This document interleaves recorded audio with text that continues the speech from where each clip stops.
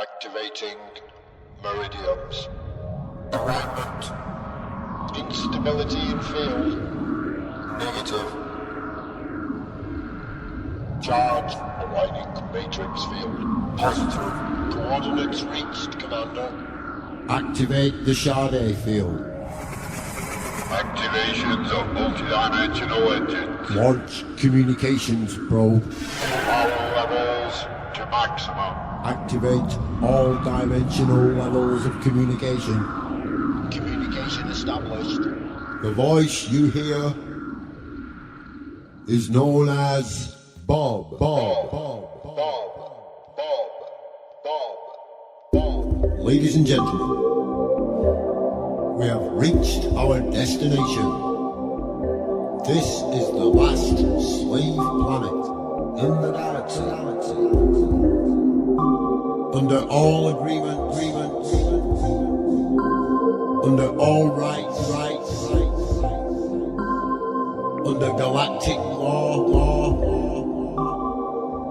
we now proclaim this planet free.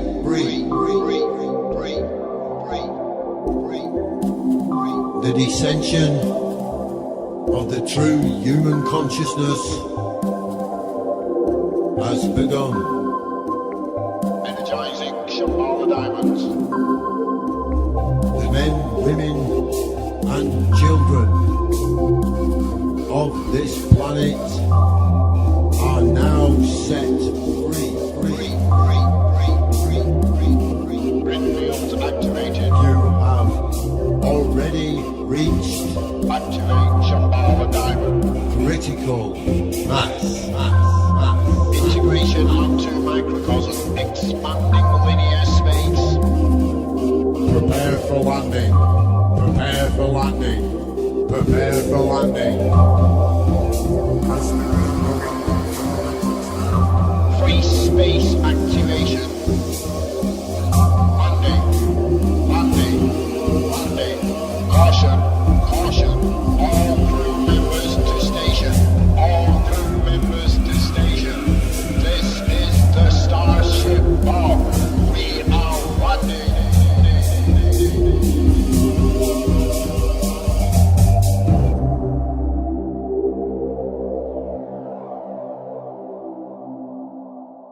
Hi, this is Bob, commonly known as Paul, if you like. We're doing a Darkcity show. That's what we're doing. I'm a little bit punched drunk this evening. I've been down the rabbit hole of automated systems. Yeah, here we are, Darkcity. Got quite a group with us. If you want to call in the show, put in your 2 pence worth, and I can see things flash. Oh no, you're already in here. At least I hope you are. I'm getting messages outside the group. So if you do want to join us on the show this evening, please do so. We lost Alan, he dropped off. We've still got the guys from the Cannabis Groups Association. So yeah, they're still with us. We've still got our crew. We've got Prasner and Callie. We've got Chris. We've got the legendary Robo Hippie, Darkcity. Tim and... I'm not going to call him Tim anymore. He's called Jim. We got Jim and his mate down there with him, Mass, over in the Birmingham quarter. Sudama, Rachel, and Lee over in, they're not Rachel and Lee, they're two separate individuals, kind of, but they both live in Spain. I nearly partnered you off then. We nearly had our first Darkcity wedding and joint bigamy charges all in one go, didn't we? And we got our Crystal Sarah, who does a cracking show on Tuesday, the Terry and Sarah show. And there's me, who I already mentioned first. I think I've got everybody there. Did I get everybody? Did I miss anybody out? Susan from Australia, she's just joined us. Don't know if she's still got audio. And yeah, it's a Darkcity show. So what have the crew got to say? What have you got to say? Don't leave me sat here on my own, because I'm just going to play some more tunes. Boots me. Tell you what is happening though in a couple of hours. The OPPT. We're not going to talk about that, because we'll leave all that for that round table they put on there. Not had a lot to do with that, mate, to be honest, the setting up of that and the running of that. I'm looking forward to that myself. So yeah, that'll be pretty cool. Right, contact requests. So, anybody got anything to say at all out there, out of these numerous people I see before me? A Robo's just sent me something. G-Hacks, find out if your computer acts as a Skype supernode. I think that maybe if I read this article, I might get some idea about why things have been going a bit funny on the servers tonight. The problem is all this internet telephony VoIP stuff is hideously complicated. I've been looking into it for the last week or so, and there's a lot that can go wrong, and maybe that's why some things have been going wrong. But we have ironed out some X runs anyway, haven't we, Paul? Oh, yeah. I always think it bores the pants out of people, to be honest. But yeah, there's a thing called X runs. I'm new to all it. Linux, and well, they've stopped happening now. It's like how I get it is in the world shit happens. All right, you know what I say, shit happens. Well, in Linux audio, right, X runs happen. Right? You don't want any. And I was sat here yesterday, and I was like I was so proud of my little self. It's not often I do that. Patted myself on the back, and I had an extra slice of bread with me tea that night. I were from a northern perspective, I were right chuffed. Because we got 0, and we hammered it, and we tested it, and we hammered it. Seems to work perfect. It does. And then something went pear-shaped. Don't know what it is. But I suspect it's load on my internet here. So I said this the other day, one of the things I can do is move this server. The reason why I don't move it is because I've only got one monitor in the server room. So by keeping the 3 machines there together, I can plug one monitor into each machine. Of course, for the people the other producers, I know as when we do get this set up, there won't be any monitors required really. The majority of the time, they're remotely accessed machines and stuff, so you don't need it. But well, you're setting them up, so maybe as we get bigger and it gets better, we have to make things a little bit stronger. But yeah, it may be that there is starting to get a load at my end. Yeah, like I say, we'll get there. That's what it's all about. We'll get there. That's not an issue.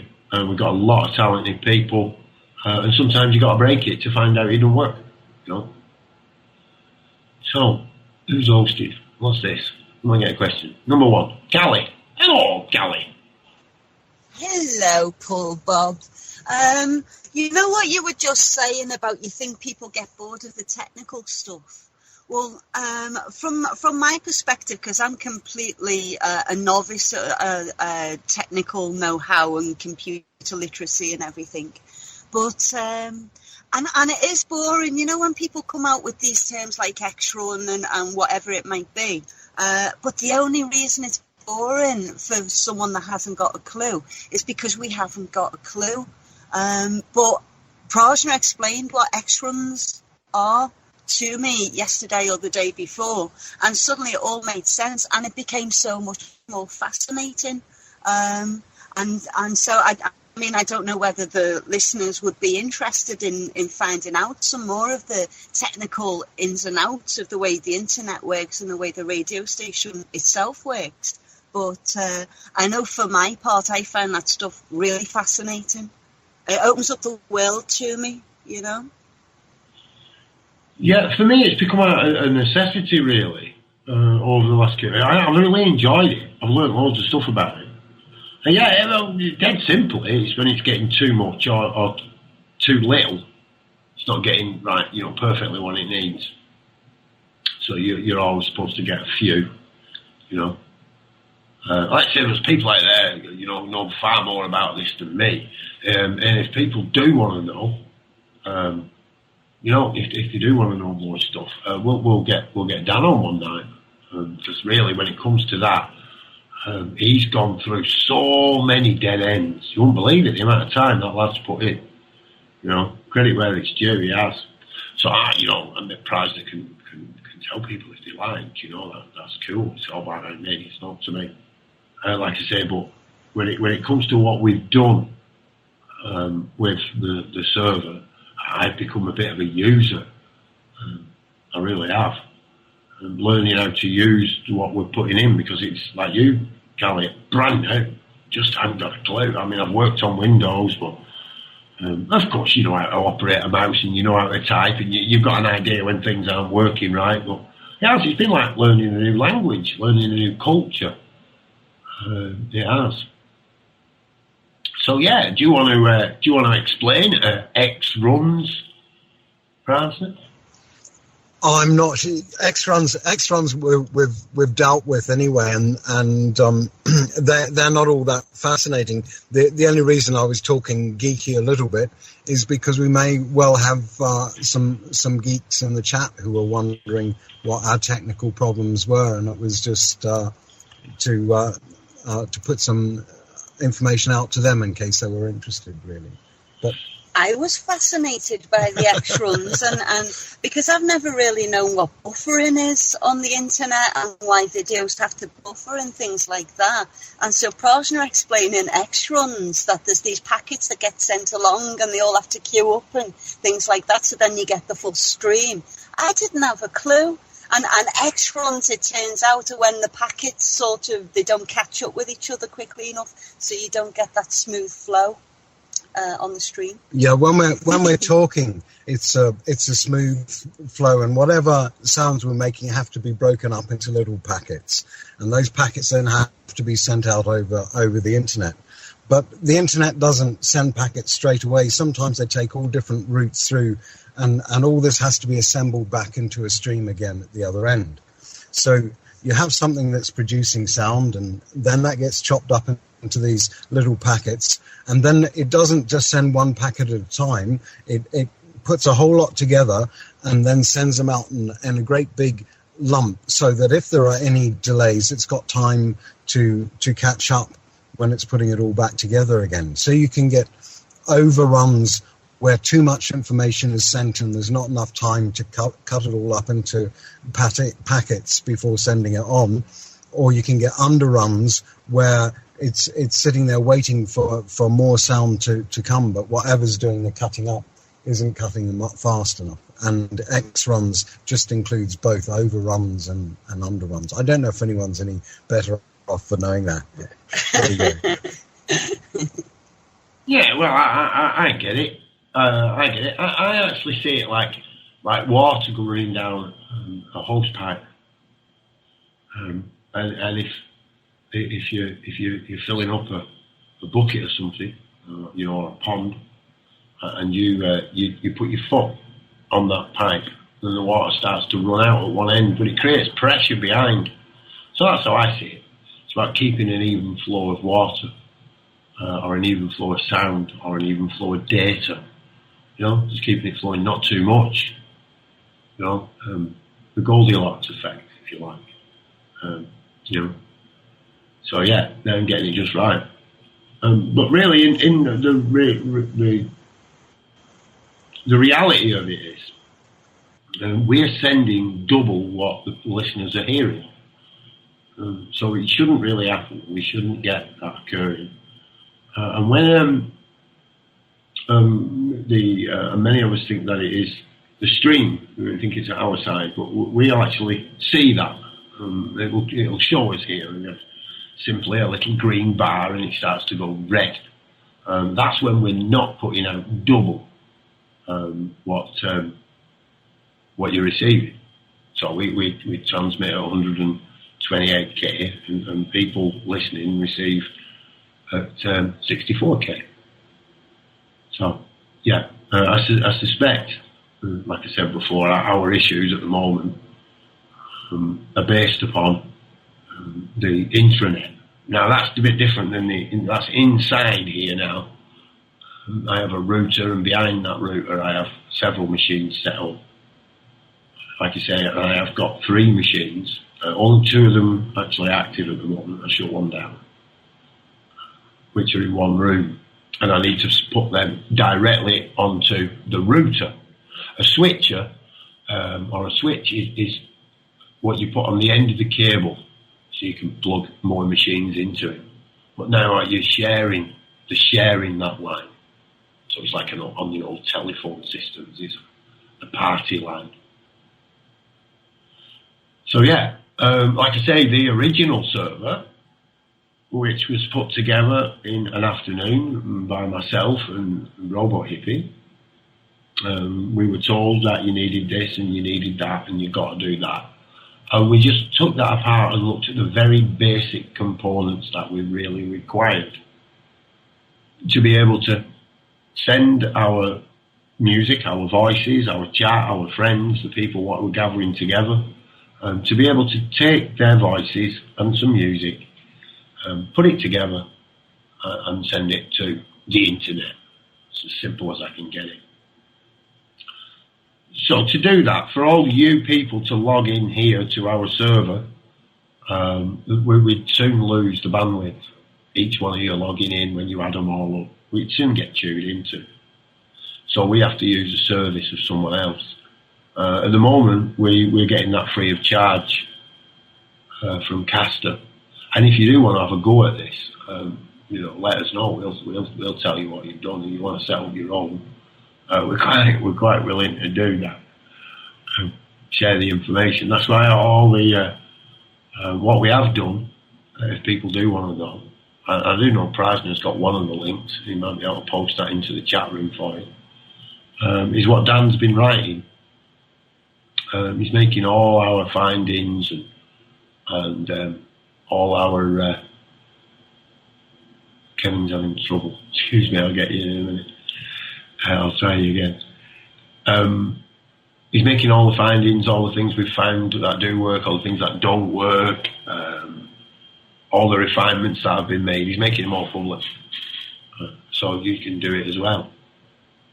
Now, of course, when Caster changes from being a beta, and a beta is something that's in test, it's working. We've broke them once. We actually broke it a while ago, and that was just because of the sheer numbers of people that tuned into the show. Of course, we haven't had big numbers at the moment, which is working well. Of course, some of them we have. It depends how you look at that, how you look at it. So, the beta programs,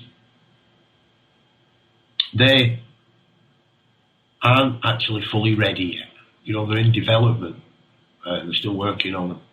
So we're being kind of used by that business to test their equipment, I could say. And that's what's happening. And they have adverts. I don't like that. Mate. I just feel like it's like, we're putting all this time and effort into not supporting to the best of your ability, not paying the tax to the governments. Don't get yourself done for it. Just make it difficult for them if you can. Nobody wants to be paying for illegal wars abroad, and a lot of us disagree. So it's our little bit of disobedience, really. But eventually, we're going to have to. We'd have to pay one of them businesses. See, we're actually working for them. As much as I don't like it, we're actually working for them. So eventually we will actually purchase a stream, and we don't have to. Anyway, numbers. People are asking for telephones. I'll give out the phone number. We're trying to get Barry in, actually. I'm just going to try adding you again, Barry. Because he's trying to come in and tell us some information. I want to know about this. So. He can't get volume at the moment. Oh, he can? He's not very computer literate, so trying to set him up. Right. Well, if you are out there and you do want to join us, you can do that via Skype. It does work via Bob's Backyard. One word, Bob's Backyard, and we'll pull you into the call. Or if you know any of the hosts, or somebody who's online, get them to pull you in, and then we can connect you into the group call that we've got here. Or you can use a telephone. If you have free landline numbers. If not, just ring in and say, Ring us back if you're in the UK. We can do that. We can ring it. We can in other places as well, but I'm not sure. I know we can in the UK.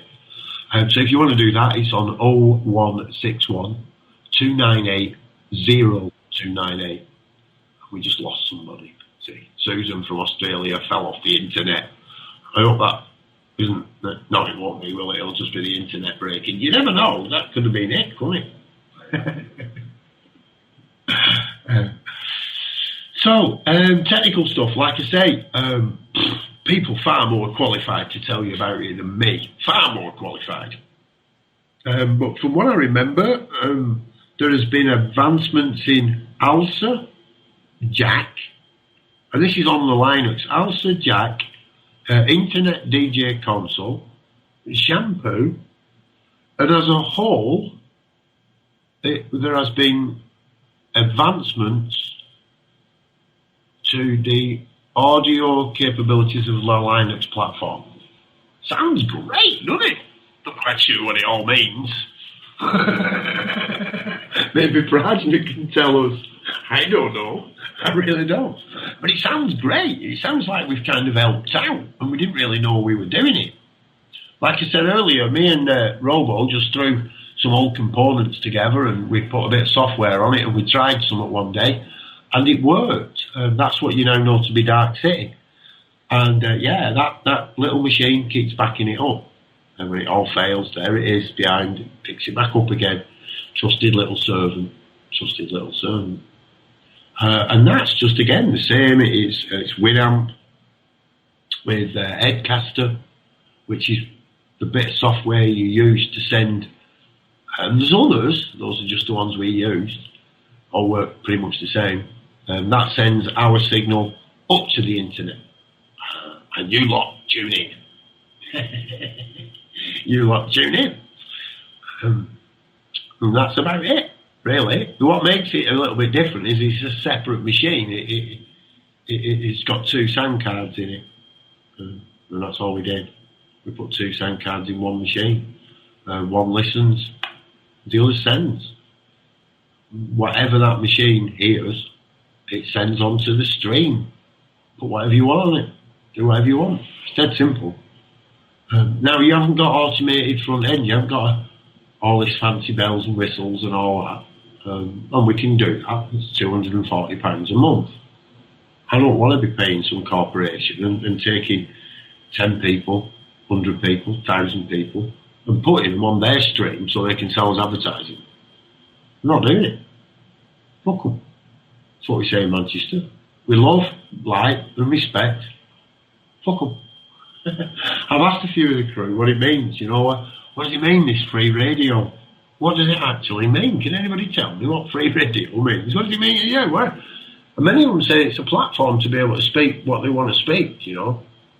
And I suppose that's without fear of ridicule. No, I suppose that's what it's about. Without corporate control. But we are being controlled by the corporates, you know, one way or another. We're on Caster and they give us adverts to marry Puerto Rican women. And, you know, it's like, what? The merchandising demon, it's gone nuts, hasn't it? It's gone completely nuts. I'm saying that, in doing it, they've revealed that information to us and we've slowly but surely put it together, you know. They've created that opportunity for us to do it. Yeah. Anyway, we've done about half an hour. I'm going to play a little bit of a jingle there. Oh, excuse me. What have I just done now? See, I'm messing with things. Just going to play a little bit of a jingle. Hope we don't break it. It's I know it's been played a couple of times if you're out there listening, but I'm going to risk it and play it again. I really do like this. It's kind of one of the crew, Chris. And yeah, what have I got after? Where am I putting it? I'm getting all lost here now. Well, I'm making a mess of this. We've done all that. Oh, dear me. Where is it? Can't see if I look at it. I'm just going to drop it there. I'm just going to play this jingle. It's not a massive thing. But it kind of just sums it up.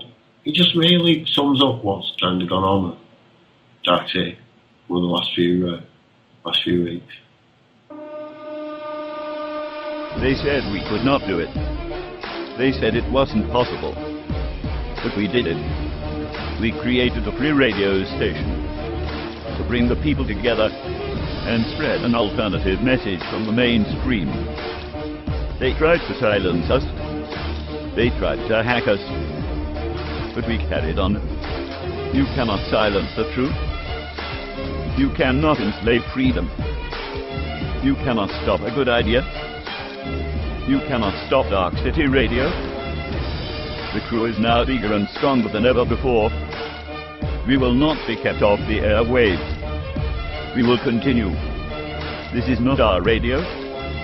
This is your radio. This is Dark City Radio. This is your Dark City. This is your Dark City. This is your Dark City. This is your Dark City. This is your Dark City. This is your Dark City Radio.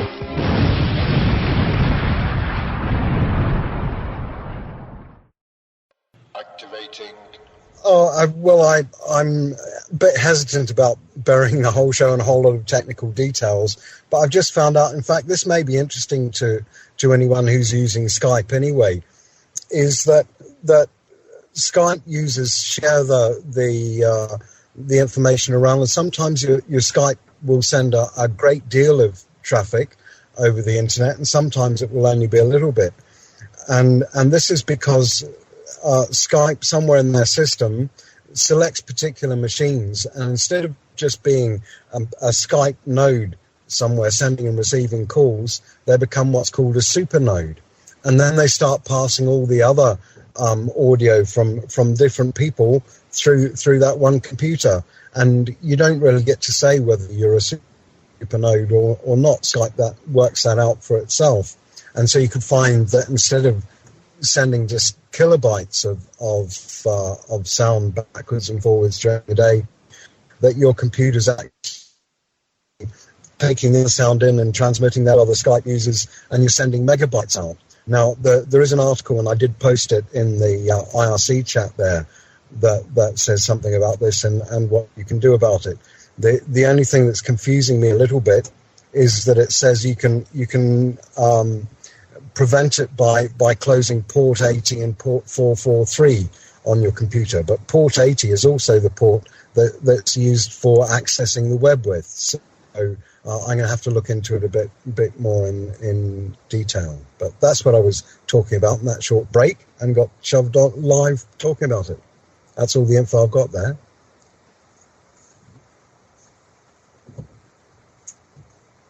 And about time we change the subject from technical issues, I think. So he wasn't fascinating. Well, like I say, maybe people are interested, you know. How do you know? How do you know? Like I say, I know people in the technical field are interested, but, you know, most of them seem to get it through other methods, you know. The amount of emails I get regarding it. Like I say, Dan's the Linux man. He's the Linux man. He's kind of run nearly, I'd say, 80% of what I know. I've learned from that. The rest probably from Prajna, a little bit from Bob Earthwise. That was it. I was pretty blind. And, you know, and I'm not a real educated bloke. You put your time and you put your effort in. And, you know, sometimes it does get a bit frustrating. Got a bit frustrating tonight when we're like, when you don't know. Now, to me, that's kind of like, not just with computers, it has a knock-on effect with my life, you know. When I don't know what's happening, you know, when I suddenly find out, you know, I'm not at my best, you know. I'm not. I don't want to be surprised, you know. I don't want to have a shock. Now I'll be, here he goes, Bob, and his utopian ideology again. I don't think it's that utopian, really. You know, why can't we know what's going on? Is that too unreasonable? You know? Like I say, we've scratched below the surface. I don't even know if I want to mention it. Every time we seem to mention it, the machines all seem to break. It's like the machines don't want us to know. Of course, that would be preposterous. That would be paranoid. But yeah, it's the effects. It's the effects that these numbers and the people have on one another. And now swarm effect has been it's been looked at, and it's been, you know, it's been scientifically shown, proven. Studies have been done on it already, and that this happens in plants. Now we know it happens in people. You know, one person reacts, another person reacts. You know, I don't know, when you orchestrate it, you have some real good fun with it, can't you? People's reactions. A lot of the Danny Shine on the street. Oh, we've got a caller coming in. Let's take the caller. I can come back to that. Hello, caller. Barry calling from Canada, finally. Yeah, I've been listening to the show, and just want to make a few comments on cannabis. One is I spent quite a few hours on the internet studying all the latest medical reports on the effect of cannabinoids in reducing tremors. And the information I have found is just unbelievable. Documented case after case of total remission after being treated with high volumes of THC with the cannabinoids in them. And there's quite a few sites now. I don't know how much people have looked into it, but there's quite a few sites on the internet. Quite a few reports just released in medical journals and scientific journals on the effects of cannabinoids in reducing cancer cells. And it is really, really overwhelming information. And I think we found a real good cancer fighter in our society. And of course, this will be bucked by the pharmaceutical companies because there's no money to be made in it. But that I'd really like to point out. Spain just did a huge report on it. And it's very, very good information. I'd just like to pass that on to your viewers.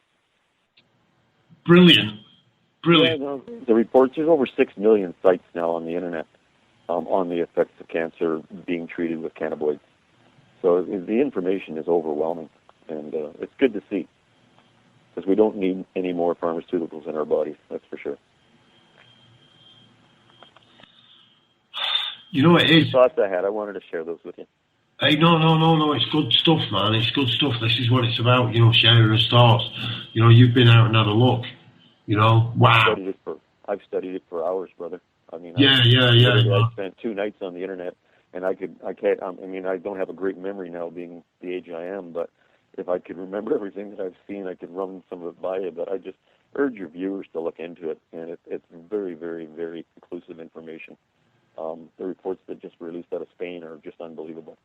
One gentleman in particular, treated skin cancer just with the cannabis oil, and this is documented, and in 3 weeks it was totally gone off his body. So there's a lot to be said for it.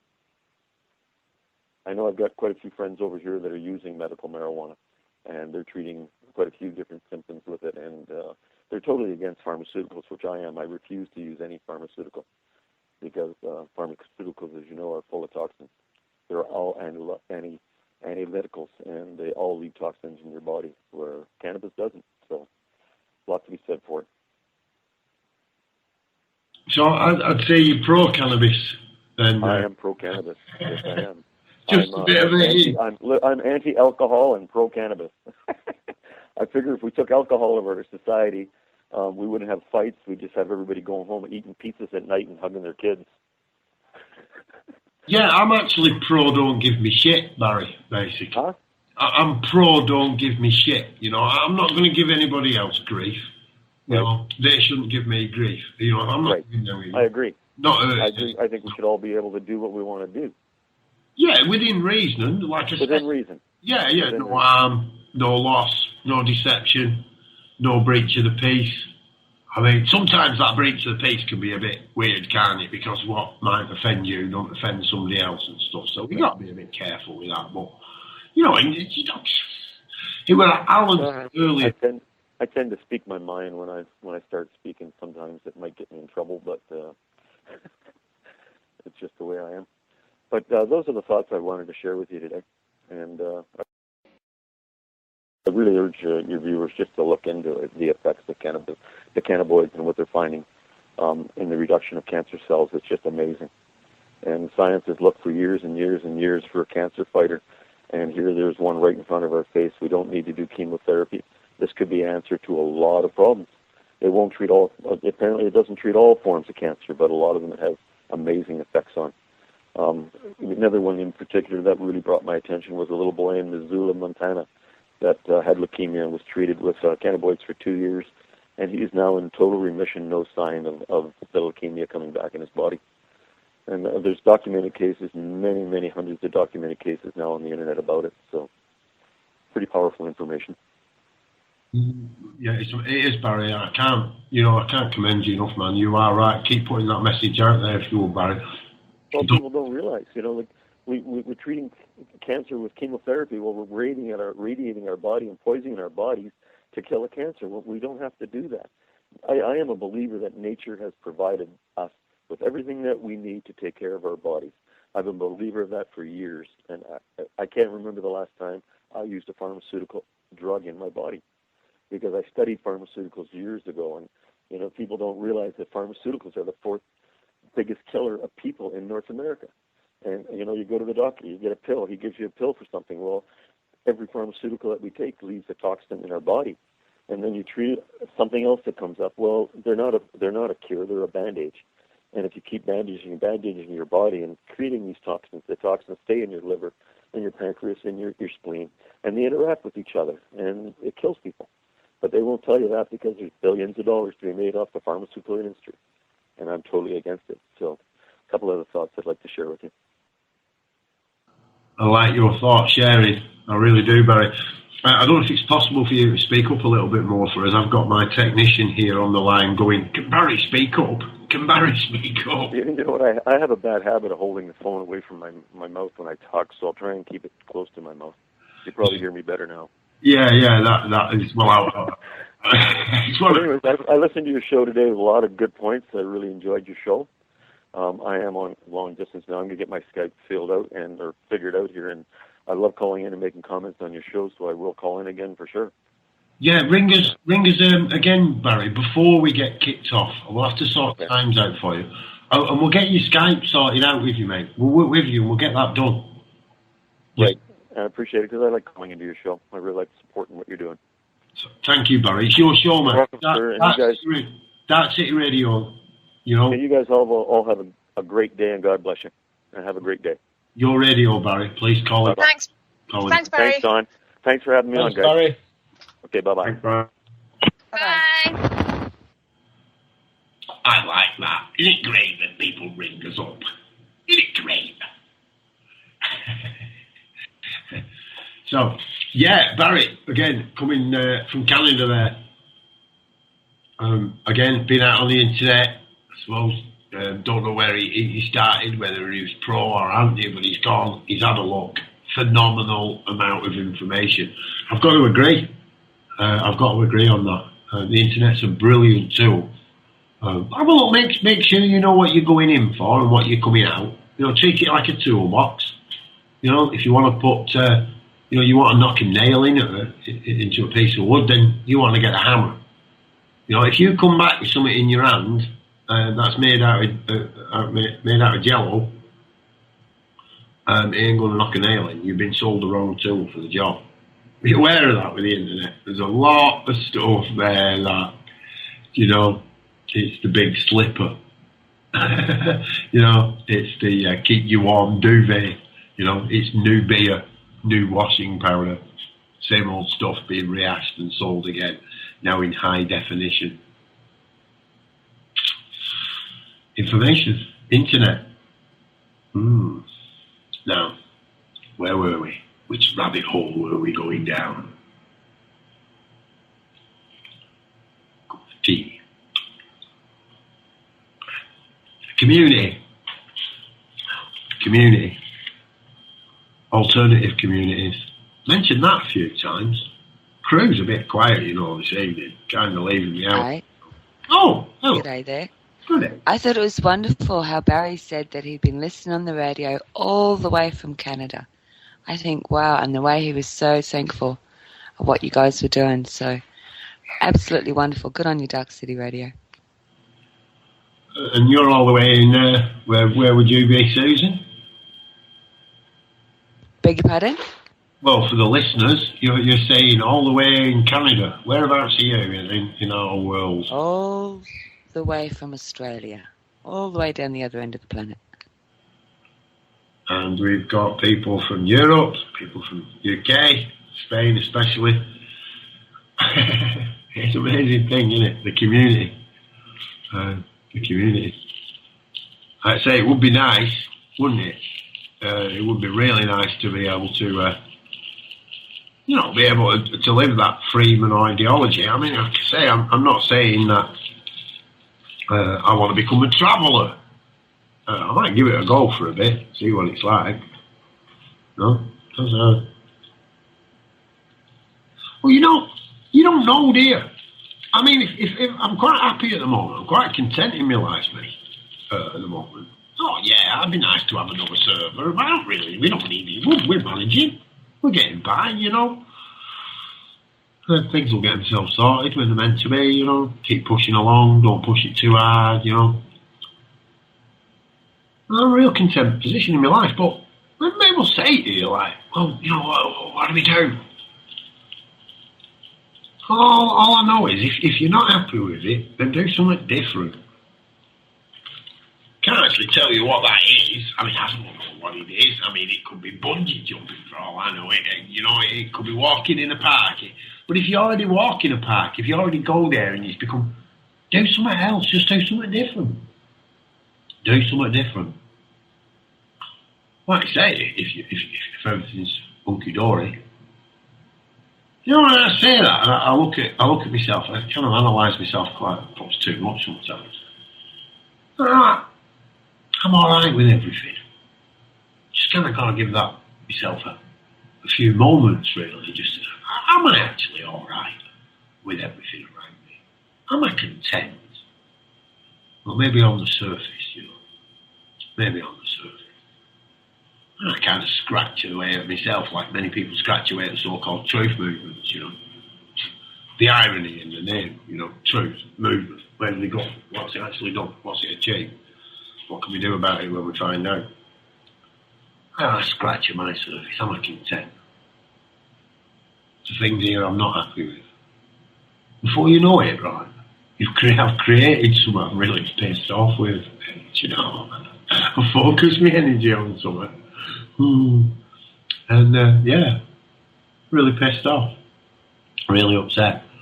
I was like, wow, what's all that about? I was under the impression that I was quite content.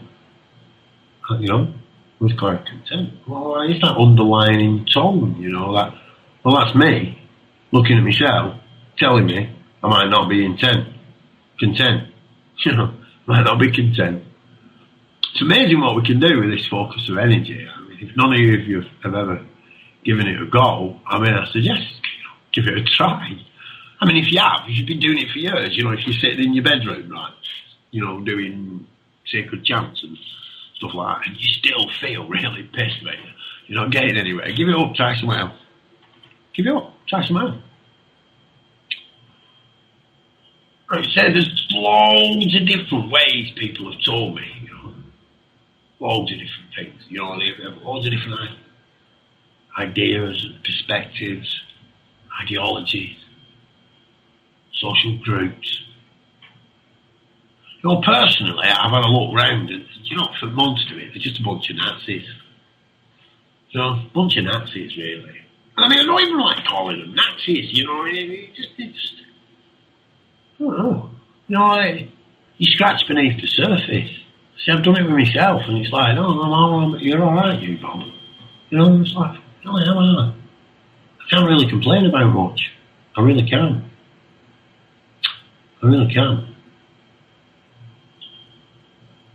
So yeah, pondered for quite a few years on trying to solve everybody else's problems, trying to save the world, trying to save the planet, save the whale, save the goat, save the grass, save the ganja, save the weed.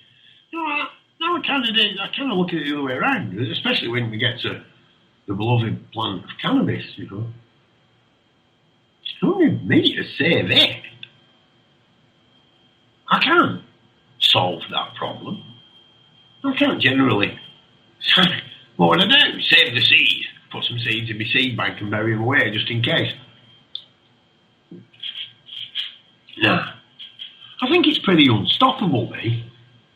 I really do. Like I say, never listen to anything I take as truth or gospel. I don't know. These are just the rambling thoughts. That's all they are. The majority of the time, just rambling thoughts. I generally don't think you can stop it. Like I say, I can focus on myself with a somewhat of negative intent and make myself feel a bit shit. And you know what's weird is I can do the reverse of that. I can actually focus on myself with a positive intent. It starts to make me feel a bit better. That's my personal experience. I mean, maybe that don't work for you. Maybe, maybe you're different. I wouldn't be surprised if that was the case. It wouldn't shock me at all.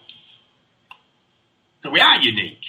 I mean, at least, we perceive the same thing, with our own uniqueness.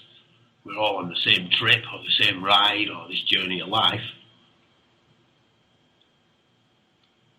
And we perceive it differently, each one of us uniquely perceiving the same thing. Maybe that's the only thing that really separates us after all. The way we perceive it. I don't need anybody else to see it my way. I don't. And I'm not actually trying to explain anything to anybody. I mean, what good would it do? Really? I mean, as long as it works for you, as long as when you're putting your building blocks together, you get your square or peg and you put it through the square hole and the round one through the round hole. It works. But if it don't work for you, it don't work for you. It don't work for you. It really doesn't. So, why am I being shouted at? 6 minutes. 6 minutes to the hour, you mean? Is that what it is? So, do you want to have a shout? Do you want to rant for 6 minutes? Have a 6 minute rant. I'm going off text. And chat. So, yeah. This positive focus of energy. Can we actually do it? Can we do that? Does it work? Is it a real thing? Is it real? I hear a lot of the legal people saying, well, deliver it. Put it before me. Where's the evidence? Let's see the evidence. Well, let's have a go. Can we do it? I think we can. Personally. Well, I don't think I'm pretty damn sure of it. Like I say, through my own experimentation, how I think of myself does have an effect on me. Collectively, how we think of others, does that have an effect? Maybe I'm weird. Maybe I'm tricked out. Maybe I'm crazy. Maybe I don't have an effect over me. Really. Maybe I don't. I find that difficult. So like I say, I change it. That's what I'm saying. Don't fear the alternative. Don't fear it. You want to fear something? You want to be scared of something? Go and look in the mirror. I can do that, mate, now. I can do that. I can look right in my own eyes in the mirror and smile at myself. It took me a long time to be able to do that. Now, I give up the mirror because I'm still smiling. I know that. And that's what it should be about. Your life should feel good. No matter what you've done, no matter what's been done unto you or what you've done unto others. If we're going to have that platform, that foundation, Jim said earlier, if we're going to have a foundation, and we're going to stop building on bullshit. We've got to stop building on lies and deceit. We've got to be honest. That's where I reckon. We've got to be honest. And I reckon that starts with yourself. Not start telling everybody the truth. In fact, I'm definitely not suggesting you go and start telling people your truth, right? Your family will think you've gone nuts, which technically you have gone a bit crazy trying to convince them people who've got their entire lifetimes invested into a system about an alternative system that would actually bring those down crashing around their ears. I mean, of course, why would you want to strike out against the thing that's giving you all this? Well, you can clearly see at that point that you ain't been given anything, nor can anything be taken away. We seem to immediately presume at that point that everyone around us can see that, and that they should get it. I'm sure of me. I'm sure it's about individuality, it's not what you've got, it's what you do with it. No, personally. I do.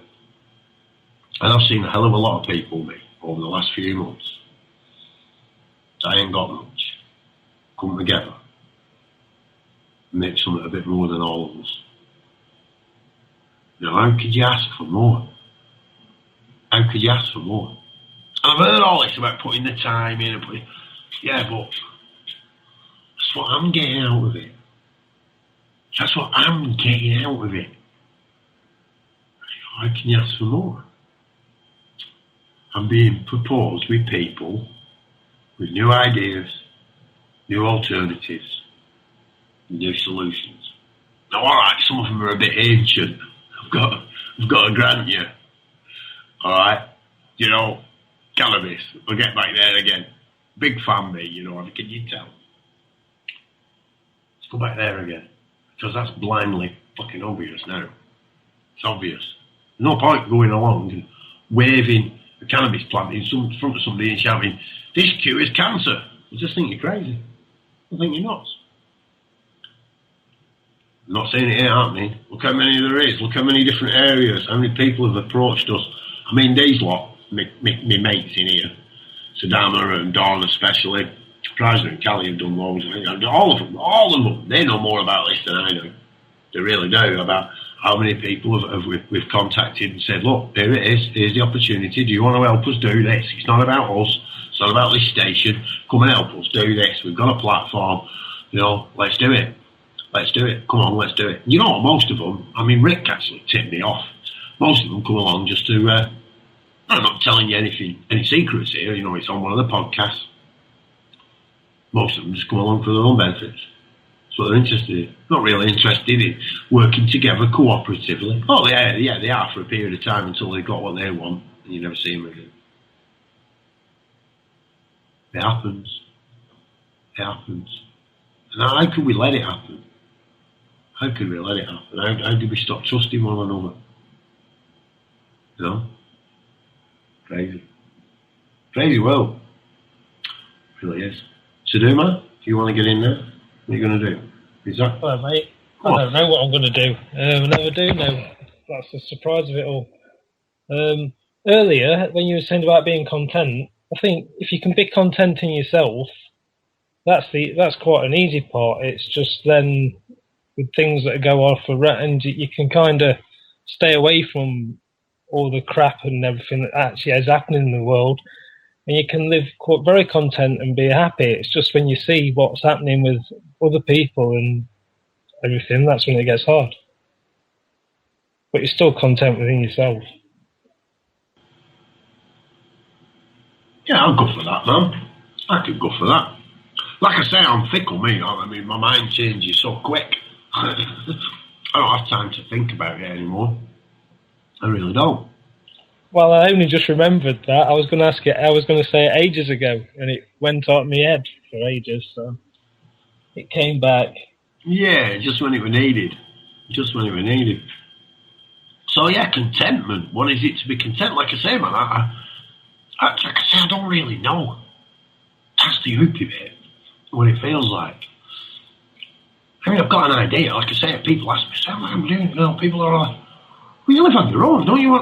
Actually, no, I'm really enjoying my own company at the moment. No, I'm married for ages. And I suppose years back, I might have been, I don't know. I used to spend a bit of time on my own when I was young, you know. And yeah, maybe it's just my second childhood. You get all these maybes. Can you hear it again? Them doubts and don't knows.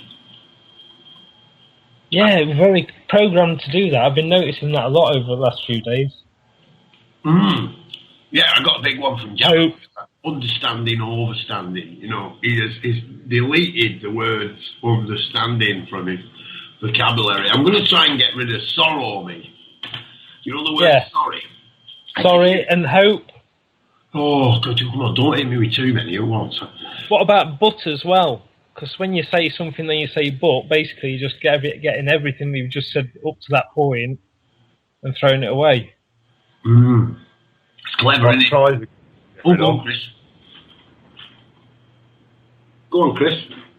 They try is a good one to get rid of. Yeah. I'm going to do, yeah. See, once we start, You know, I think a lot of it as well is that legalese stuff. You know, that all them book people who are that clever guys to get into. And I ain't got no, how can I say, no issue with people who get the knowledge that way. It just doesn't work for me. I use books for a reference. You know, find out what I need to know and go and do it. You're giving me all in bits of paper, I'll just sit there and go, huh? Doesn't work. Hands-on. Kind of an hands-on kind of guy. But yeah, the legalese, you know, and words get changed. The intention and the meaning behind it. I mean, that old one with the police, you know, do you understand my caution? You are now agreeing to be under my control. It's like, what? He didn't say that. It might as well be Klingon, you know. Might as well be Klingon. So, where was I? Went down the rabbit hole. I'm trying to read text at the same time. Words. Yeah, them words. Yeah, give me that one. I got that one when I heard him say it. Jabba does the Monday night show, Decoding Babylon. I really like that, actually. Buzzes up with me. But like I say, now I'm listening to the music that's coming in. I've not got time to listen to it. You know, loads come in just recently. I don't have time to listen to it and put it on. I just put it on. But as long as nobody complains, I'll leave it in the playlist. It really is kind of like your radio. It is your radio. It's not ours. You know, it's you all put the content in. You give us the content. You give us the, you know, the jingles. You give us the time and the energy and your personalities. You know, all them little tiny bits of things that you put together. And then you got it. Just look at it. You got it. I mean, Chris put it together. He put that. Yeah. They said we couldn't do it. He told us we couldn't do this. Said it was impossible. You can't do it. You got to do this. You got to do that. You got to do it. Well, don't tell us that, right? Because it's like putting a red rag before a bull. It really is. You're throwing fuel on the fire. You really are. Don't tell us we can't grow weed. Don't tell us we can't have our own free media stream. You know? Don't tell us. You know, we don't need little people trying to, you know, use little bots to try and crack us passwords. You know, we're a little station. That's it. We're a little station. We're a fledgling above the giant media corporation. You know, and we've got little hacking groups flooding the chat. Come on! Kids. The kids. That's what they are. They're just kids joyriding for a bit of fun. That's all it is. But, you know what I mean? We don't need it. We don't need it. But thanks, anyway, because it tightened up all the security. You know, you don't think that. Why would anybody have a problem with us? You know, what are we doing? What's so wrong? We just want to have a place we can say, put our point of view across. Yeah, it'd be great if suddenly one of these little videos or one of these podcasts or these radio things that we put out there, you know, once somebody went, yeah, hang on a minute, this lot have got a point here. We've got to change. We can't repeatedly make the same mistake over again and expect something else to happen. You know, it's ridiculous. Maybe it'll happen. Maybe it will cause a trigger. Maybe I doubt it though. Come on. What we do know is what we've done already. He said we couldn't, and we have. Now I reckon that's a better foundation, a much better foundation than where we started. Because now we know we can. Now we know we can. It's what we know. Well, foundations, that's a very important word. You brought that up, and it is very, very, very important. And if your foundations are crap, you've got to start again. You've got to pull it out by the root. You've got to look at it. You've got to spend time with it. There's going to be grief. There's going to be sorrow. And you're going to feel shit, and you don't want to be there. You don't want to do it. But it is so important to know what your foundations are. What the hell am I standing on?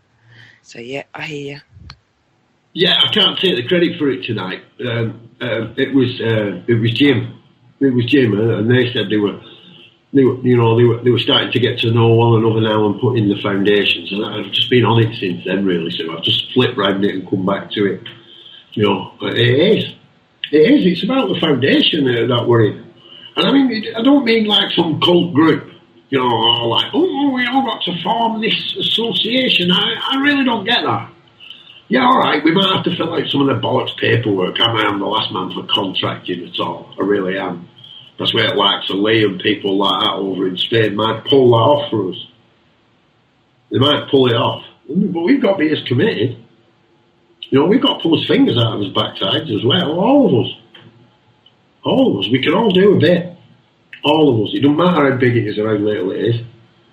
You can all help out at the station. We can find something for everyone to do. Anyone. We've got room for everyone. Sounds crazy, doesn't it? Well, I don't know. Come, we're fine. What's the worst thing we can do? Break it? Well, we've got people trying to break it. Let's at least us lot break it while we're having fun. Let's have fun. Let's make it fun. I know some of the stuff we've got to put out there is bloody hard work. It really is. Hey, we've got a caller. We've just got into the second hour, so that's good. Hello, unknown caller. Welcome to Dark City Radio. We're live on air. Would you like to introduce yourself? Hi, it's Barry calling again. Hiya, Barry. Hey, listen, I just had to share one more thing with you guys today. A couple of weeks ago, I phoned in about aqua gardening and talked to you about it. Yeah.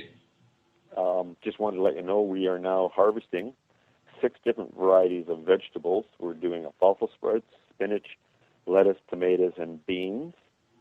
And our carp now are 3 to 4 pounds, and we are eating them. I have 27 fish in my pond, and the vegetables are just starting to come full. So just wanted to share that with your viewers again. I talked about it a couple of weeks ago. Everybody that's concerned about eating insecticides, fertilizers, growth enhancers, all the other crap that we get from the grocery stores, really got to look into this system because you're completely controlling everything that you're putting into your body. Grocery stores don't like this because it's going to take a lot of business away from them, but as far as I'm concerned, they're feeding us a bunch of crap. And this way I'm controlling everything that I put into my body. I've got quite a few other friends doing it now, and they're all just loving it. I had my buddy over last night and threw a fishing rod in the pool and let his daughter catch a little fish. She thought that was just unbelievable. So just get your viewers to look into it because it's really a phenomenal system. I'm only running 2 fluorescent lights. I have a timer, 1 little pump to circulate my water. Very, very cheap on electricity and very, very low maintenance. It pretty well takes care of itself. So just thought I'd call in. I'm not going to talk long because I haven't got this Skype thing figured out yet. Absolutely, because, Yeah, but this is a really good system. People got to do this. Because you just, everything that we're getting out of the grocery stores isn't vine ripened for one. We don't get any of the phytochemicals out of our vegetables. Oh, he can't hear me, can he?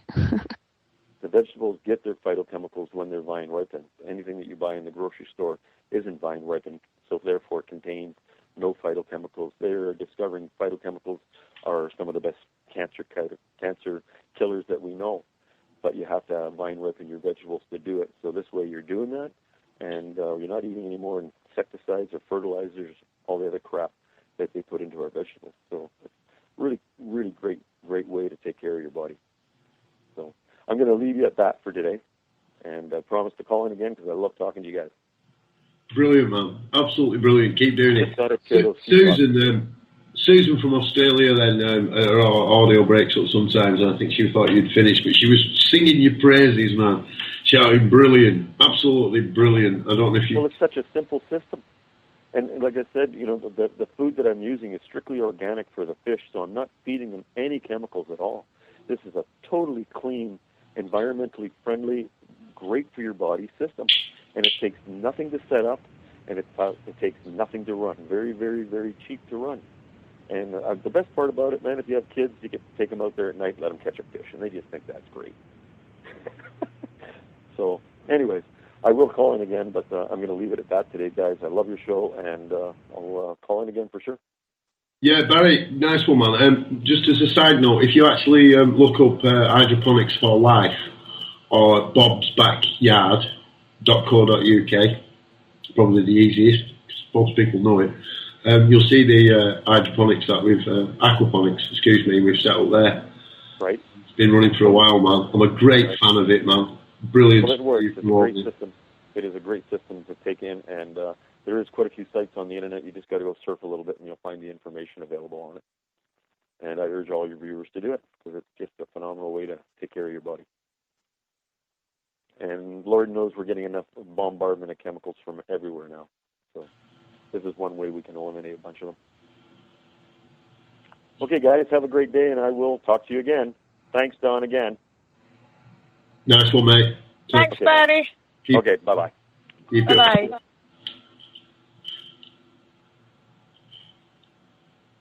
Right, I'm keep getting told I've got a live mic. I don't know what you mean by that, Robo. It's me clicking my cigarette lighter. Yeah, I don't mute it on every... Yeah, that's what it is. Don't worry about it, man. Excuse me. My apologies. Natural sound effects. I think Chris had a question. Or did he ask it? No, I wanted to speak to Barry, but he won't before I could interject. But Bob might know, actually. As you know, Bob, I've been building a aquaponic system myself this week.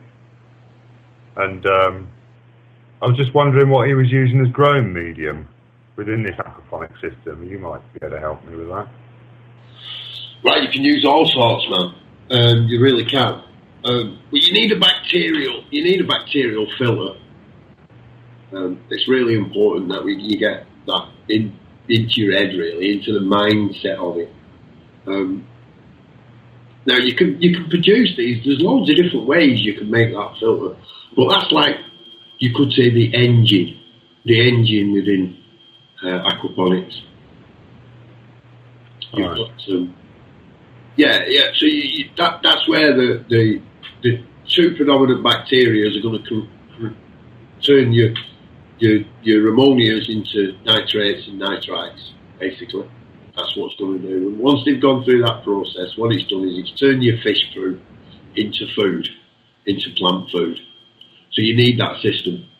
And the best stuff you can use for that, which has been used in pond centres for years, is volcanic rock. Because it's porous and there's thousands of microscopic little holes in it. So you can use loads of stuff. I mean, you don't have to use that. You can use anything. Broken terracotta pots work. You've got to be careful you don't cut yourself with them. There are the commercial balls, which I know you looked at earlier, Chris, but they are quite expensive to do. Yeah, very expensive. I bought one bag and that was £15, and it doesn't go anywhere near what I need. So I've got to look at other options. Yeah, contact your local police station. Yeah, they'll have a few, will they? Yeah, they've normally got a surplus of these things and they don't know what to do with. Perhaps they might take you around and on the next raid they do, and at least you can put some people's equipment back to decent use, Chris. A bit of recycling, a bit of community recycling. What you need to look for, right, with the materials you use, is you don't want any lime. Right? Stay away from limestone. Right. All right? Obviously, that's going to affect the pH of the plant. Yeah, well, for fish, really. You see, what I look for within aquaponics when I set off, my side of it was the water to a fish. It's like its immune system. If it's got a good, clean water and the right environment, then your fish will stay healthy. So that's where I kind of started with all this. And I did it inadvertently. I did it because I'm, I suppose, lazy, many people would say. I didn't want to be cleaning out my pond all the time. I'm aware that the nitrate level builds up and that this becomes toxic to fish, and so someone's got to remove it. So I just really heavily planted a small pond and then created, I suppose, like a drip feeder. It was a little waterfall. It was a water feature, but it fed water to the plants which I put around it, and that ran them back into the pond. So I've made a simple circulative system, really. And on that system, to make sure I've got that engine I described earlier, the bacterial filter that's required, I just used a little standard pond filter. with a UV light in it. Now look, I still use a UV light on my systems. Right? I use what, you can get loads of different ways of putting it. And the reason I do that is the UV light stretches the DNA of algae in the water. Now I do that because, for two reasons. Mainly, the main reason is I want to be able to see my fish. My fish are ornamental, like I say, I want to keep it nice and clean. I don't want to keep messing about with it. So, yeah, that stops the algae growing. So it stops your water going green or brown, so you can't see it. Keeps your water really clear. Yeah. And the other reason is that algae competes for the nitrates. Because those nitrates, that plant food now, that's what it is. It's plant food. So you want to discourage that algae from growing, and you want to encourage it to be taken up by your crops or your vegetables, whatever it is you're putting in. Now I've found that the basic systems work best for leaf green vegetables. Cabbage, lettuce, broccoli.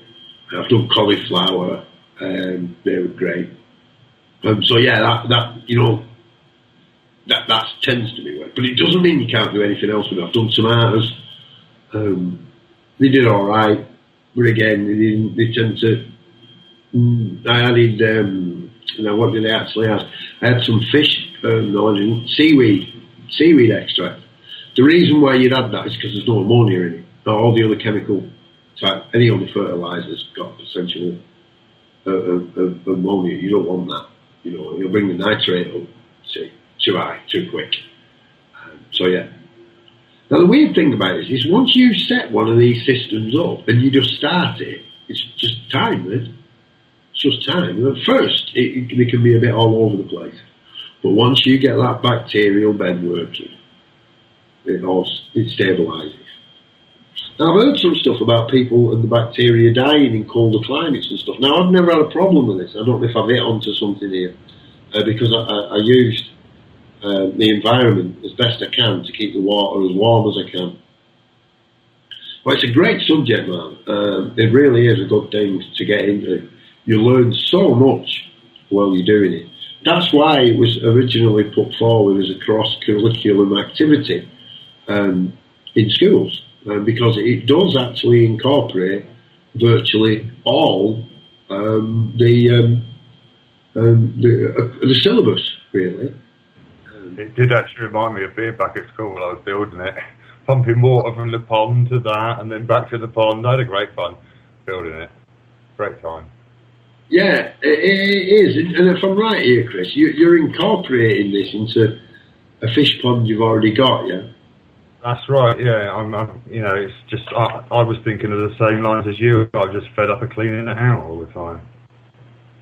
So, and I've already got a pump running already, so I've just got to have a wooden bed, a raised bed to put the growing medium in and grow some vegetables out of.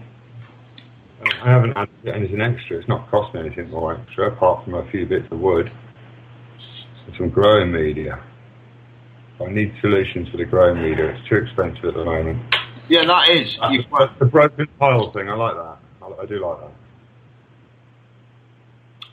Yeah, you can use broken slates, roofing slate. Yeah. Grey slate, Welsh slate would have to be Welsh slate, but you know what I mean. You can use a lot of stuff, like I say, but there's a simple test for it. I know we've mentioned it before. I think Nerese mentioned it.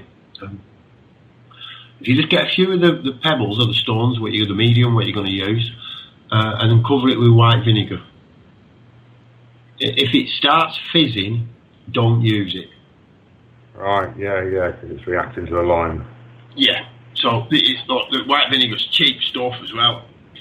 So you try and find a local medium if there's a river close or gravel pits and stuff like that. Have a look around. There's normally some kind of thing you can use. To do it. Like I say, you don't want the particles too fine, because you're going to get problems with silting up and stuff. But you're going to get bits of silt. You can trap them. Say have fun with it. It is a great thing to do. I always consider the fish You know, like I say, for me, I'm a bit like you. I'm always looking at the fish side of it rather than the plant side of it. So yeah, if you follow the simple guidelines, I mean, if you've got fish, you should have a simple test kit, a water test kit. You don't need much more than a simple test kit for your fish. And really, if you're keeping fish, you should have one. So, and you don't need much more than that. How do you feel about the floating raft method? Then you to grow a medium at all. Yeah, I've had a few floating rafts. I've used them. Yeah, it works. But you still need somewhere for bacteria. Spira, Samoa, and Spiragyra. I think they're called Spirobacteria and Spira Samoa. Spirobacter. Spirobacter. Thank you, Jim. There you go. Those are the two bacteria that actually convert them. So you need a home for them. You need a home for them. Another great additive to what most people would consider to be aquaponics is wormery, or even, I mean, I don't want to scare people off, even a little maggot farm. Only small ones, you can get them, so they'll come on the internet for the blowflies. Especially. What do they taste like? Are they nice? Well, your fish will like them. Oh, right. Now you see, now for the garden worms, obviously these can be used as a bait. I mean, or fish food. But I don't actually do it like that. The garden worms I've had surplus actually went to a guy who went fishing, and we he took the garden worms for his fishing bait and swapped them for fish food. So you can grow your own algae and collect the algae and dry it and use that as flake feed. For your fish. So the reasons why you're looking at putting these, the wormery in, one, the wormery will take all your plant waste. Any waste that you don't use, you mash it up, feed it to your worms, and away you go. Right, so there's no waste involved. The only thing you're going to get out of the wormery is the worm, like tea, in the bottom, which is a brilliant organic plant fertiliser, one of the best you'll get. And then you've got the worm castings, which is the best. You've got soil. Basically, you've made earth. So there's one byproduct. And the blowflies, if you're harvesting the fish, when you harvest fish, I mean, I think it's something like you get 40% of the meat off or something. You're left with, bones and the scales and stuff. And these, again, mashed up and then put into the liquid maggot farm. And these don't have to be used. They're quite small things. And they're not cleaner than what people think, Yeah. And then you've got the food, you've got fish food. And the byproduct from the maggots, obviously fish food, and the other side is blood, bone and fish meal. Organic fertiliser. Well, I suppose the vegans would have a bit of an issue with that. But again, there it is, man. They are considered to be organic fertilisers, and there's no waste. Absolutely none at all then. On both sides, absolutely no waste at all, zero. Like I say, your only byproduct is good quality earth. That's a good feeling. It's a good feeling when you can say that. Say again? It's a good thing to be able to say about the growing. Oh, well, you take it a few stages further with a bit more filtration and a little bit more, a couple more processes, and literally, you can eat and drink your own urine, Grace. Or at least you could drink your own urine after putting it through the process. I mean, you'd have to take it a bit more than what we're talking about. It would clean it. You put Nesquik with it. It's okay. Again, Chris, you were a bit broken. Did we just lose Chris then? I think we might have done. So yeah, a few more filtration systems in them. I mean, basic filtrations, and you can you can literally grow out your own wee and poo. Like I say, I've said before, I like to give that a bit of a time to separate it, if I can. Not a direct approach. Go on, Chris.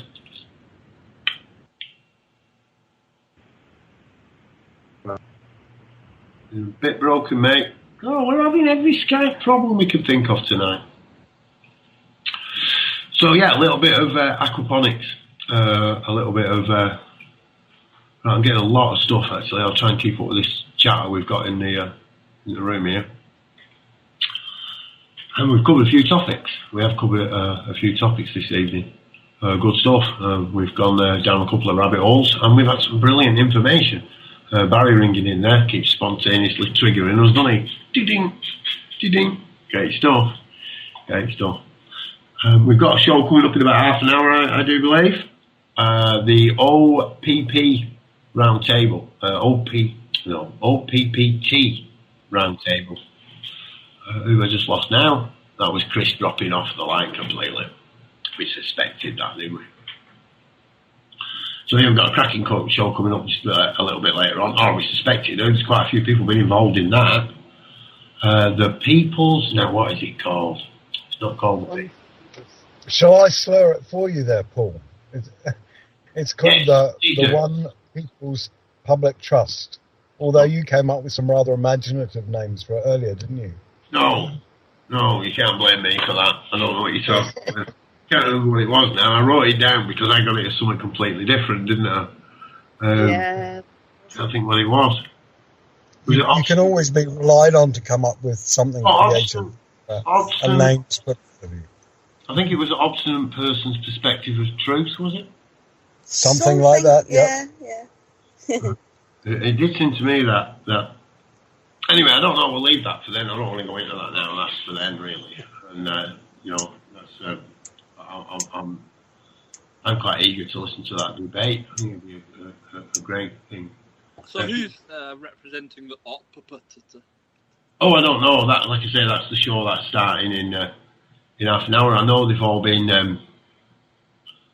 We can't have 20 people sticking the boot in. No, that never happens, Dan. Good. We don't. Good. We need some opposition here. No. So if you're listening and you're pro OPPT and you want to ring in the next hour, then if you get in touch with us, that'd be great.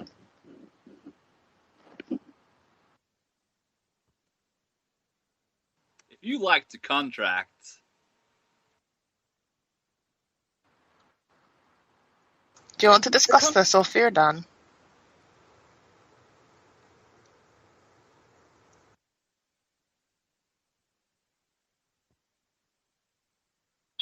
Right, so, excuse me, I was just waiting for being patient. So, yeah, I didn't realise Prajna was unmuting.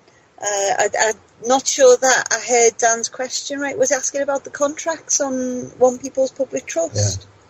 Yeah. Well, it will come up in the show later, won't it? But it's some barrister in America, apparently, that's written them.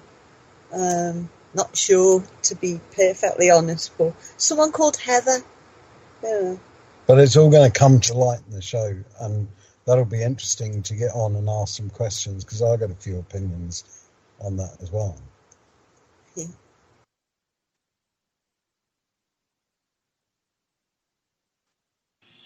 Yeah, definitely.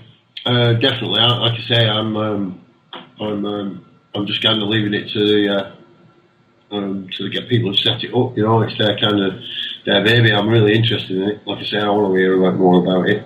Seems a bit weird to me. Like you say, I actually spoke to Sancho Bonaccio about it. Bonaccio, I can't tell him. Santos Bonacci. Santos Bonacci. I don't know what I do without you lot with pronunciations of these things. It's terrible. Yeah, I spoke to him about it. I spoke to a couple of people about it. Kevin Anna, he seemed to be really into it when I spoke to him.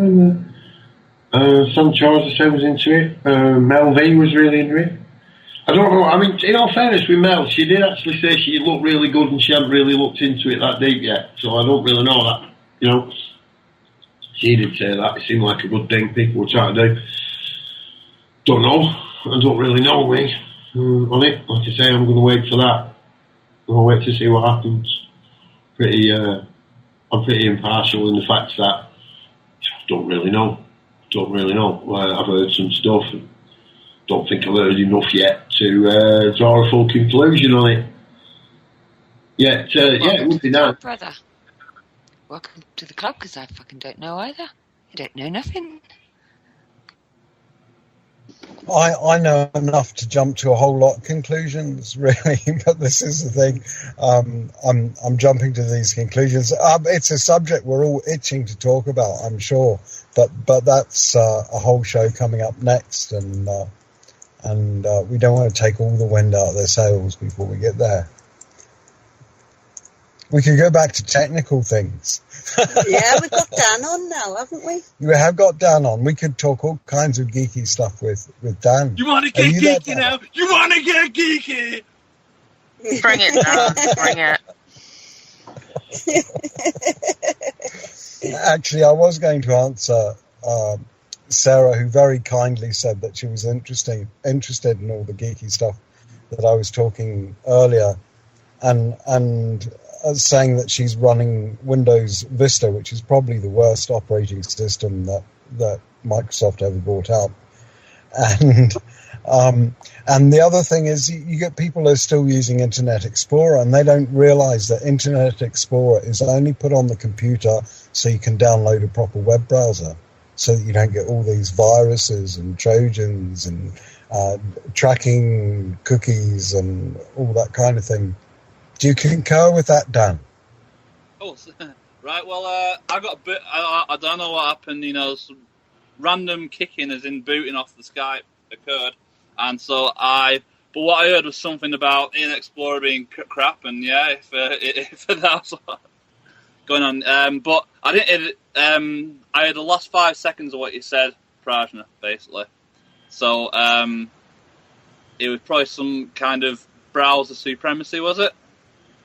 Well, I wouldn't say supremacy. It's just that most of them float, on various standards and so on. And Internet Explorer has a whole world of its own standards. Somebody probably in software said the great thing about standards is that there are so many to choose from. Is that something you've discovered? No, well, what happened with that?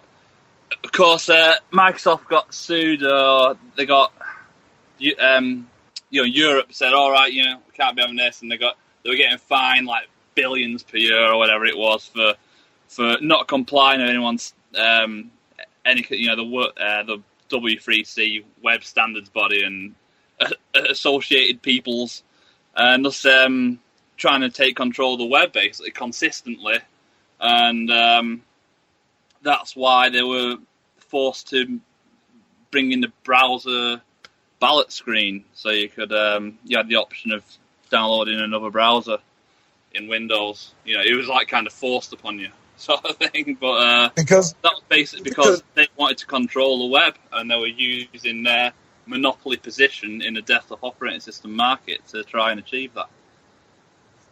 They're trying to be the kind of Monsanto of the internet, aren't they? In the same way that Monsanto says that nothing will grow that we don't own, kind of thing. Microsoft was really after the same thing with the internet. In fact, there are a whole bunch of these big ugly corporations that are all fighting over bits of it. And one of the main areas that this is fought is in all the music stuff, isn't it?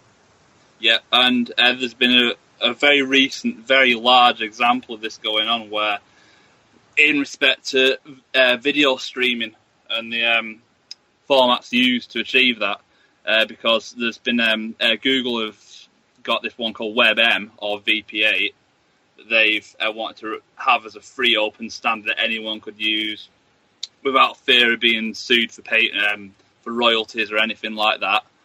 And then Nokia came along and said, "Oi, and then they produced a massive list of patents, and they were saying that they were unwilling to license it." And now, to those who don't know, Nokia got bought out by, Nokia's current CEO is ex-Microsoft, and so basically Nokia became like a sort of a division of Microsoft after this happened, and that's why it's no surprise that Nokia have come out with these patents to try and stick a spanner in the works for Google getting a free, open source, patent-free, all the rest of it, video format that everyone can use without having to pay licenses to MPEG or whoever it may be.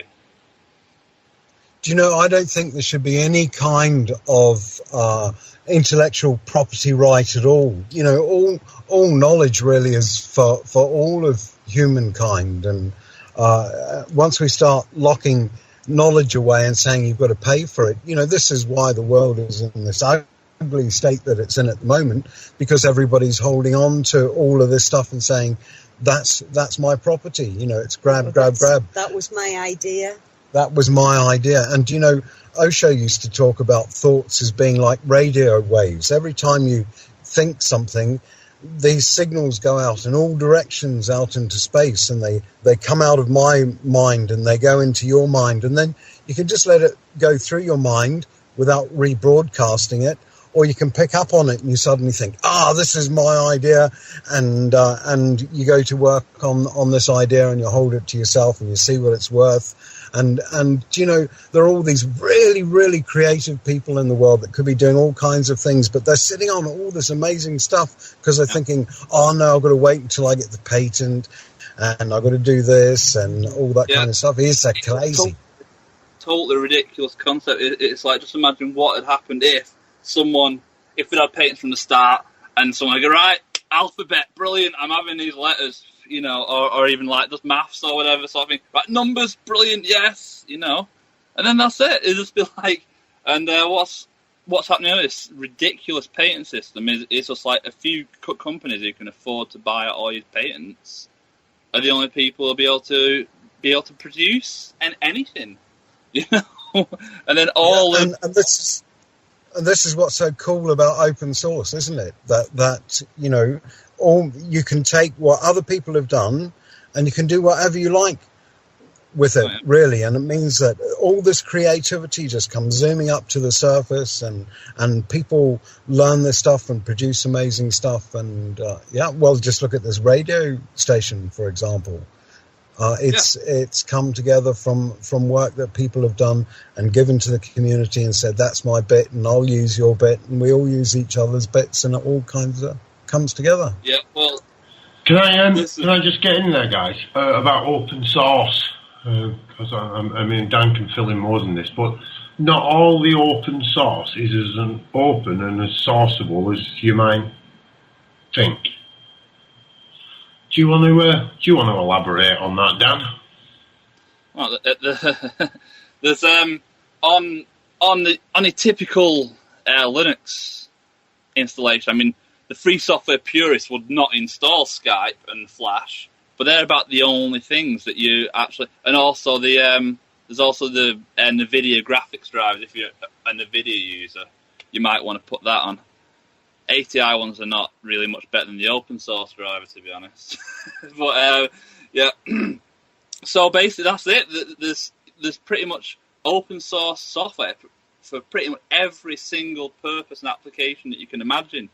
But I've tried most of the open source Skype-alikes, that what you call voice over IP programs, and they were all too complex for non-technical types to get working, and there were too many problems. You know, they just didn't work as well as Skype does.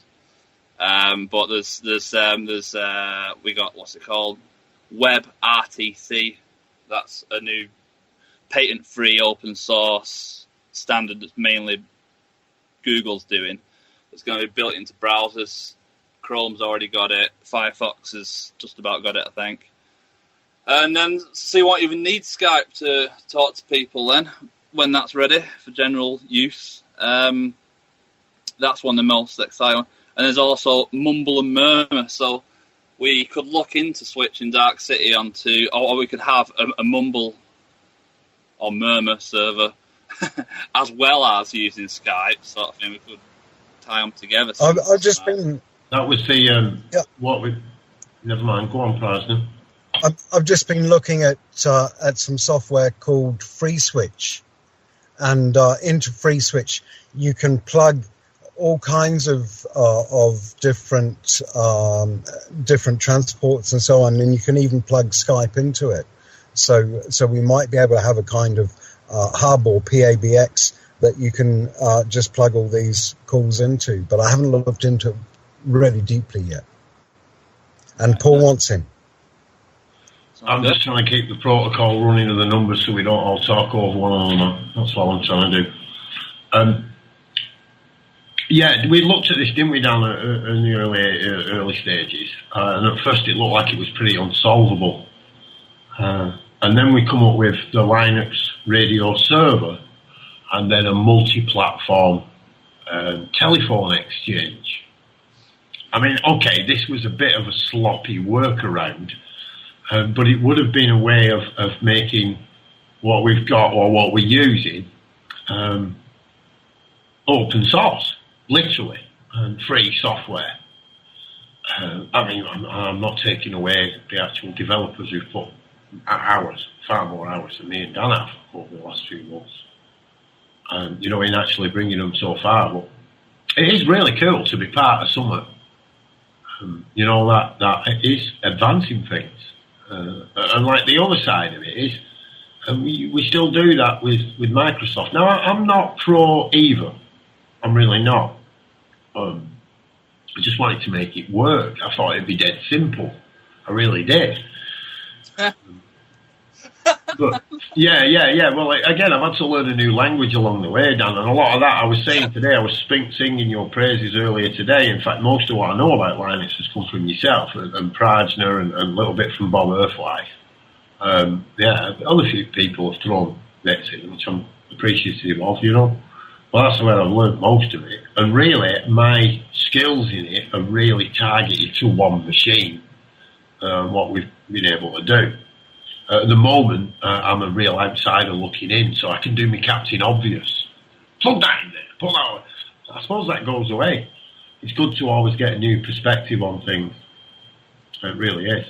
But yeah, it's a really simple way of solving the problem between these two operating systems, if you like, or in our case, communication devices.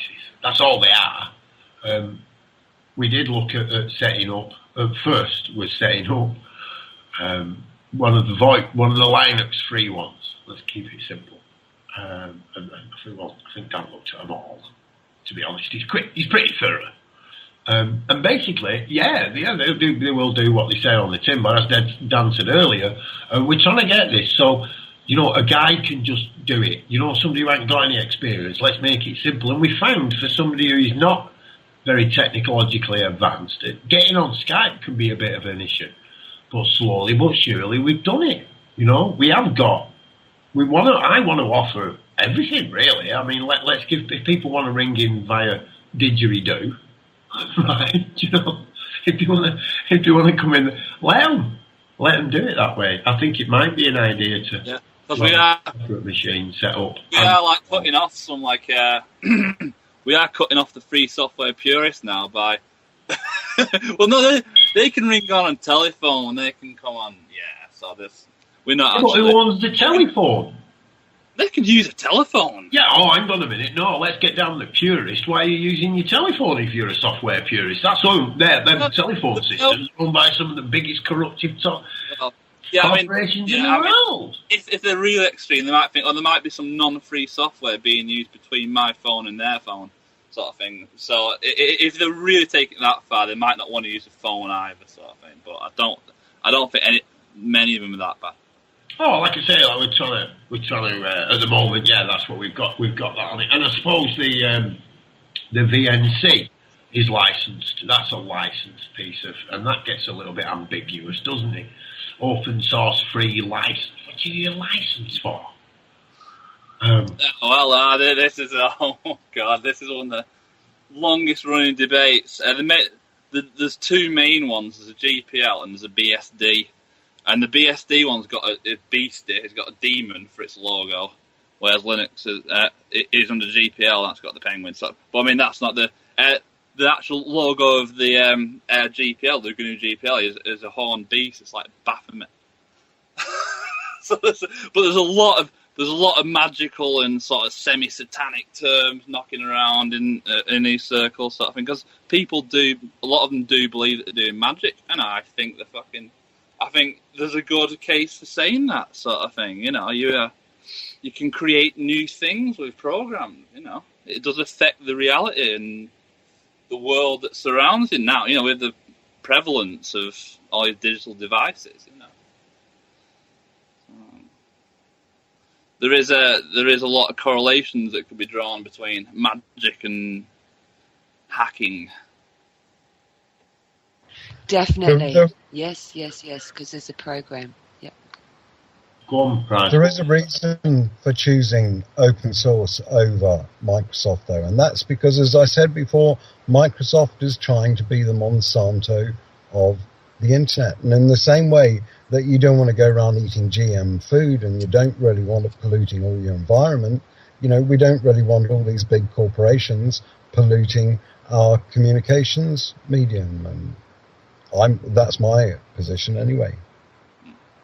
No, well, they are fighting for the survival now. Basically, they've got to become relevant in the mobile sector because that's where it's all gone, and they're failing at the moment. Well, you know, it's an uphill battle from now, and although sort of there is a still massive install base of Windows machines out there that'll keep them going for a while yet, but you know, they're not. I don't think they're ever going to regain a 90s, early 2000s heyday that they once had, really. And then there's talk of bringing Android off the mobile devices, phones and so on, onto the desktop, isn't there, Dan? Yeah. Well, if that's Chrome, they've got the Chromebooks out now, sort of thing, which is I'm not a fan of. They remind me of the Apple and their policies with respect to you controlling and having full access to your computer. They're quite locked down, you know, as to what you can. No, not to the same degree as Apple are, because it's mainly open source Chrome sort of thing, but it's still it's a cloud-based operating system. And that's when things get sketchy with the cloud. You are putting your data into someone else's hands, you know, sort of thing. And yeah, I mean, some of them have proven to be quite reliable, but still, you know, it's like there's a number of questions over privacy and ownership and control of data when we get into this cloud, you know, software as a service and cloud. You've only got to look at Google's motto, haven't you? Don't be evil. Now, have a look at what everybody else says about themselves. You know, the government says they're compassionate and, you know, we have wars against terror and end up with more terror. You know, when a company says about itself that its motto is don't be evil, guess what they're really saying? Yeah, but... yeah, Google are certainly, they are just a corporation like any other, and they exist to make money. But they are, out of the big three, i.e. Google, Apple and Microsoft, they probably are the least. You know, well, they've certainly done the most for free software anyway out of those three, whereas Microsoft kind of pretend to like it now.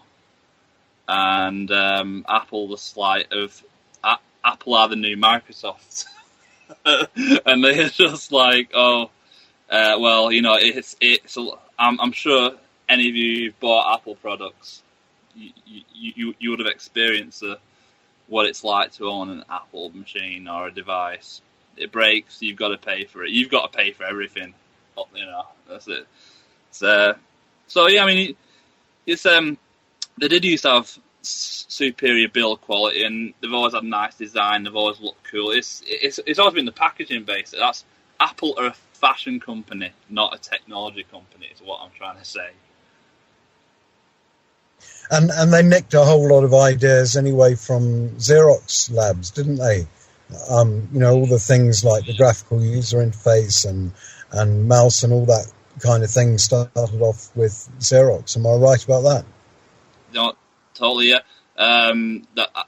I don't think there's anything that Apple ever did that was original or new. It was just like they just, made it look better, made it look shiny and nice, and sellable. Yeah, but yeah, there's before the Mac and before Windows and before Workbench and all that sort of thing, there was the Xerox Park, and that was the first machine to have a mouse and the first machine to have a graphical user interface with Windows and stuff like that. And then Apple's Mac OS X sort of thing, that was based on there was a thing called Next. There's an operating system called Next Step, and that's Mac OS 10 is a continuation of Next Step. I actually flew a flight simulator on Next Step at a military show at one time. They were amazing computers, incredibly fast graphically, weren't they? Yeah, no, there were really. There was a number of things. I mean, just as, and also like there were one of. I mean, it stands out to me that the BOS and the Amiga OS were like a decade ahead of the time, sort of thing, when they came out, sort of thing, really. And it's a shame we don't seem to have had anything like that since in this millennium, sort of thing. There's been no big cool new. It's just like it's been very gradual progressions in the memory and the processor and the screens and the operating system and stuff. It's all been pretty bland since. Bored. And also there's the way. But I was going to say that the NextOS was actually a very Linuxy operating system. Well, Unix operating system, wasn't it? Yeah, it's it is. It's like basically all these different operating systems, apart from Windows, are like based. They're all POSIX sort of thing. They're like a Unix variant. So they're all quite similar, very similar commands, very similar operation in general. And then it's just like sort of, and there's been Microsoft and their things like over there, sort of doing what they want to do, and it's called locking. It's called vendor locking. And you start using their programs, saving stuff as their files in their file format types, and then you kind of you need to update. You need to go to their next version because it won't open anything else. And that's locking, and that's what a lot of and it's kind of like been fostered into our education system. Like a lot of schools and universities and stuff, they'll say, "Oh yes, Microsoft Word," and that's all they'll ever mention. And they don't mention locking. It was just sad. And there's locking with hardware as well, but that's what started to bring about the interoperability with everything, because everyone even had different networking standards and so on, and so they had to get ways of all these things to talk together, whatever they are, and out of that came the internet, didn't it? Yes, and yeah, so this Microsoft, they're all about locking. It's just when we talk about locking, I just think about Microsoft over the last 30 odd years and how they've constantly tried to deviate from any standards that people would produce. They've always been the same, and they're still doing it to this day. It's sad, and it's just like it's just that's what happened. It's I think they've got too much management. That's the general impression that I get, and there's too many meetings going on. Do you know about the beginnings of Microsoft? How Bill Gates, what he did something clever, and that was that he wrote BASIC for this IBM processor. And in fact, the clever thing about that was that he didn't actually have a machine that he could write it on. He had to record it all to magnetic tape and take it over. But IBM weren't actually interested in this BASIC. They were looking for an operating system for this chip. And so Bill Gates went out and just bought a company that had a suitable operating system. At the time, that was called QDOS, I think, Quick and Dirty Operating System, because it was just, a in progress thing. And he flogged that to IBM, and that was Microsoft kicked off, really. Am I more or less about that? Yeah, and I can't remember the exact amount that he bought it for, but it was only so many thousand. I think it was like $20,000 he bought DOS for, and then he became the richest man. I mean, poor guy, that guy who sold it to Bill Gates, just like, oh no. If you're interested in profit and money and being a rich bastard, then that's just about the biggest kick in the balls you could possibly receive. Well, he did start off a rich bastard even before he started, even at university and so on. I see we've only got a minute left, and it might be time to call Paul in and get all the crew to say, another cool show coming up is Babylon Decoded. Paul, are you there? Yeah, you've just said it, mate. We're completely out of time, so coming right up, it's got nothing to do with Babylon Decoded. It's the OPPT Roundtable on Dark City. So, nice one coming up show. Right on. About 5, maybe 10 minutes tops. It will be back on. Enjoy. Thank you once again, everyone.